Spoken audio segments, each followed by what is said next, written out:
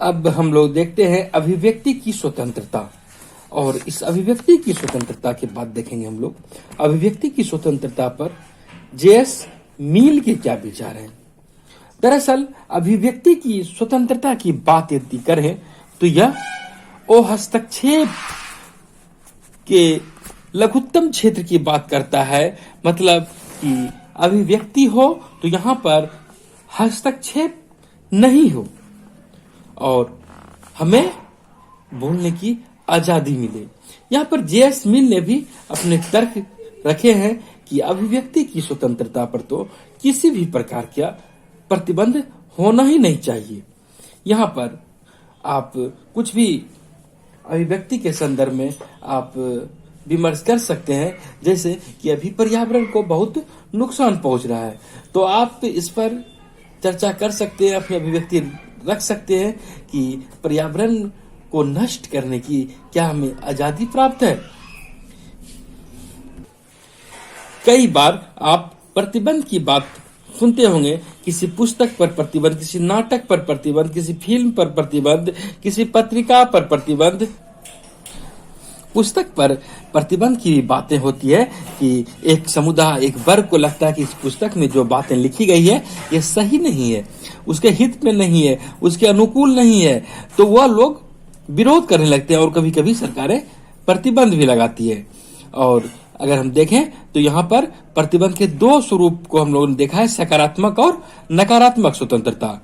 और इसी में सकारात्मक स्वतंत्रता में प्रतिबंध की बात होती है और उसी में व्यक्ति के विकास की भी बात होती है।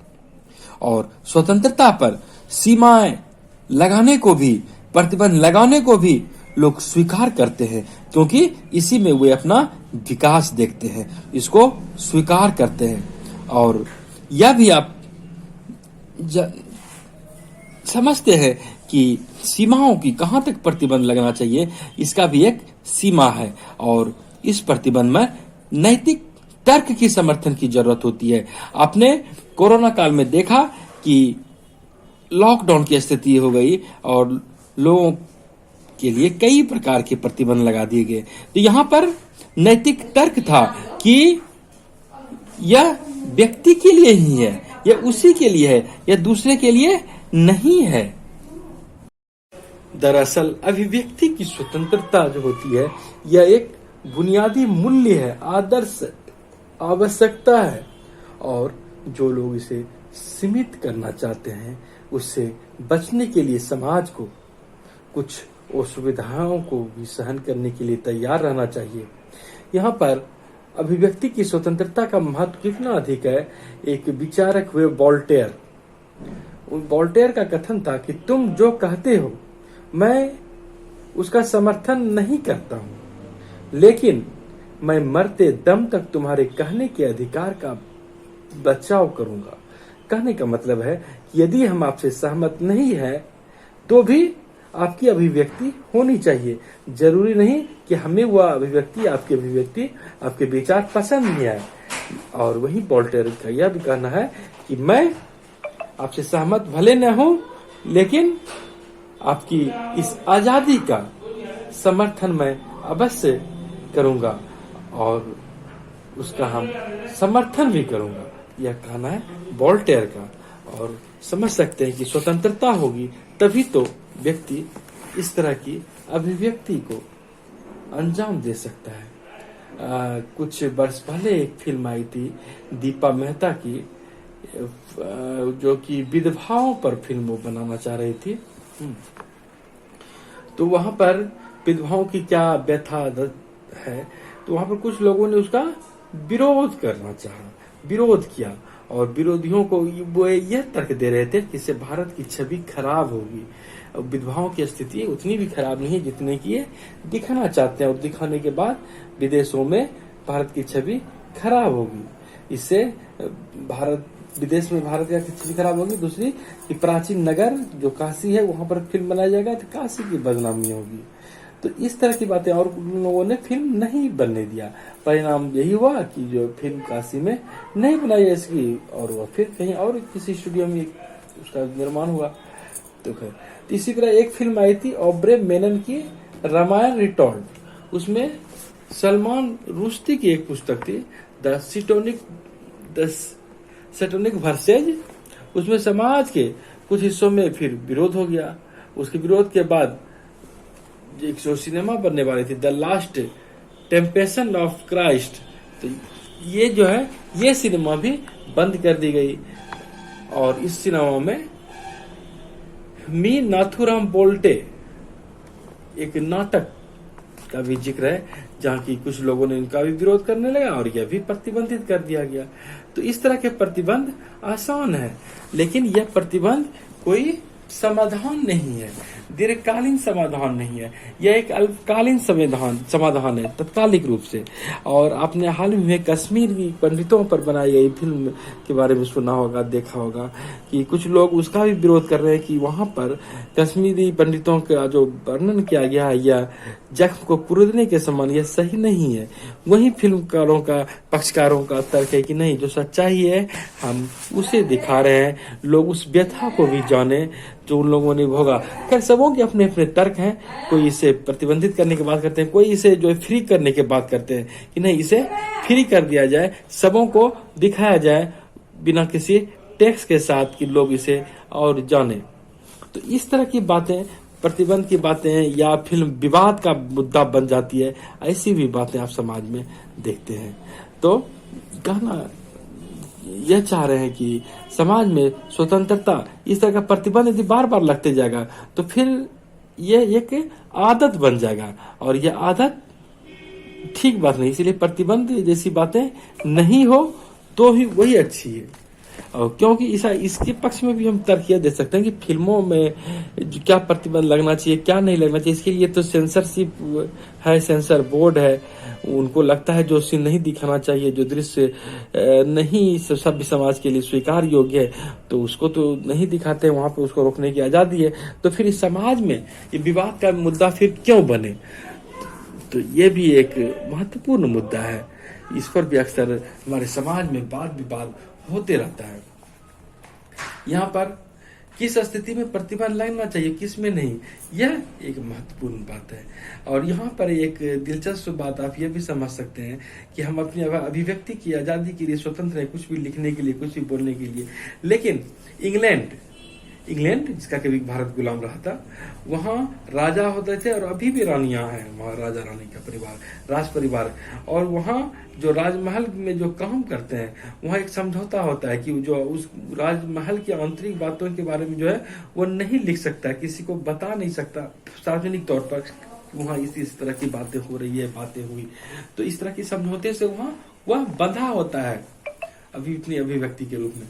देखिए यहाँ पर राजमहल की नौकरी छोड़ने के बाद भी महल की राजनीति के बारे में कोई साक्षात्कार यदि देना चाहे, लेख या पुस्तक लिखना चाहे, तो ऐसा नहीं कर सकता।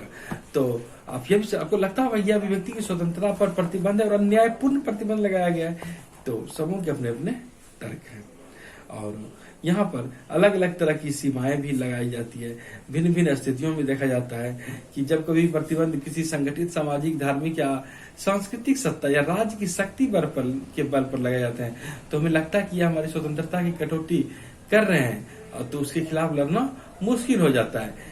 और यदि हम स्वेच्छापूर्वक या अपने लक्ष्यों और जो इच्छा है उसे पाने के लिए प्रतिबंध को लगाया था, उसे हम स्वीकार करते हैं, तो हमारी स्वतंत्रता उस प्रकार से सीमित नहीं होती अगर हम किन्हीं स्थितियों को स्वीकार करने के लिए बाध्य नहीं किया जा रहा है। हम यह नहीं कह सकते कि हमारी स्वतंत्रता में कटौती की जा रही है। यहाँ पर आप समझ सकते हैं कि एक था स्वतंत्रता पर बाहरी प्रतिबंधों की अभाव की बात होती है, तो दूसरी ओर एक स्वतंत्रता ऐसी भी होती है जो हमारे सामने हमारे विकल्प रखती है कि हम स्वतंत्र हैं, कुछ भी चुनने के लिए आजाद हैं और उसका जो परिणाम होगा वह हमें स्वीकार्य है। और स्वतंत्रता के पक्षधर जो है अधिकतर लोग भी मानते हैं जैसे कि बच्चों को माता पिता की देखभाल में रखा जाना चाहिए, सही निर्णय लेने, उपलब्ध विकल्पों की विवेकपूर्ण जांचने और अपने कार्यों की जिम्मेवारी अपने कंधों पर लेने की हमारी क्षमता का जितना विकास शिक्षा और निर्णय निर्माण के परिष्कार से होता है, उतनी ही जरूरत इसकी राज्य और समाज की सत्ता को सीमित करके पालने पोषने की है। अभिव्यक्ति की स्वतंत्रता के संदर्भ में जॉन स्टुअर्ट मिल, जेएस मिल के विचार को देखें तो 19वीं शताब्दी में इन्होंने विचार दिए थे और जेएस मिल ब्रिटेन के थे, एक राजनीतिक विचार के रूप में थे। इन्होंने अभिव्यक्ति तथा विचार और वाद विवाद की स्वतंत्रता का बहुत ही भावपूर्ण पक्ष प्रस्तुत किया है। किस कारण से प्रतिबंध नहीं लगना चाहिए, और उन्होंने अपनी पुस्तक, जेएस मिल ने अपनी पुस्तक ऑन लिबर्टी में उन्होंने 4 कारण बताए कि अभिव्यक्ति की स्वतंत्रता होनी चाहिए, उन्हें भी होनी चाहिए जिन्हें आप गलत मानते हैं, जिनके विचार आज की स्थिति में गलत लग रहे हैं, भ्रामक लग रहे हैं, फिर भी उनकी अभिव्यक्ति की स्वतंत्रता का सम्मान करना चाहिए। उनको यह आजादी हो कि वो अपनी अभिव्यक्ति प्रस्तुत करे। इन्होंने 4 कारण बताए हैं। पहला कारण देखें तो उन्होंने कहा है कि कोई भी विचार, पहला कारण कहा है कि कोई भी विचार पूरी तरह से गलत नहीं होता। जो ऐसा हो सकता है कि जो विचार हमें गलत लगता है उसमें सच्चाई भी होता है, सच्चाई का तत्व होता है, और अगर हम गलत विचार कहकर उसे प्रतिबंधित कर देंगे तो उसमें जो सच्चाई छिपी होती है हम उस अंश को भी खो देंगे। इसीलिए प्रत्येक विचार के अंतर्गत अपनी अपनी जो सच्चाई छिपी होती है उस बात को देखते हुए प्रतिबंध की बातें नहीं होनी चाहिए। दूसरे कारण को देखें तो मिल ने कहा है कि यह भी पहले कारण जैसा है कि सत्य स्वयं में उत्पन्न नहीं होता, सत्य विरोधी विचारों के टकराव से पैदा होता है। हो सकता है जो विचार आज गलत प्रतीत हो रहे हैं वह सही तरह के विचारों के उदय में बहुमूल्य हो सकता है। आपको आज यह विचार गलत लग रहा है, लेकिन जब ऐसी परिस्थिति हो जाएगी उसके अनुकूल तो फिर वही विचार आपके लिए सत्य हो जाते हैं। इसीलिए उसकी अभिव्यक्ति को नहीं रोकना चाहिए।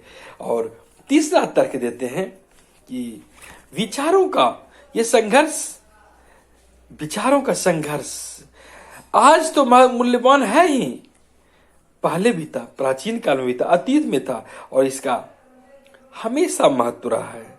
और सत्य के बारे में हमेशा यह खतरा होता है कि उसे सब लोग सहज स्वीकार नहीं कर पाते हैं, और उसकी अपेक्षा कोई विचारहीन बातें ज्यादा लोग स्वीकार कर लेते हैं आसानी से।